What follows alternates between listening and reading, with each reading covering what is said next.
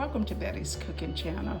Today I'm going to show you how to make some garlic mashed potatoes. I have about 6 potatoes, whole potatoes I peeled and placed in this pot, and I have added some water and 4 cloves of garlic to this pot. Also, I added some salt, about a teaspoon of salt to the water. So let me start cooking.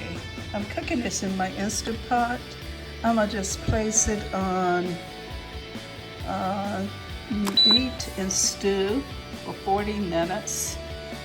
And I'm sure it'll be ready probably before then, but that's what I'm gonna do. That way I can walk away from it and let it cook. I just added a regular top to the top of it. I didn't place the regular top on it. That way I can check it in a little bit. Okay.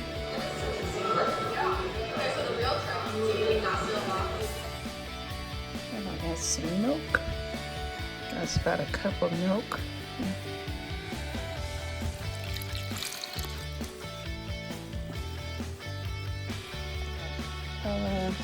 Half a stick of butter.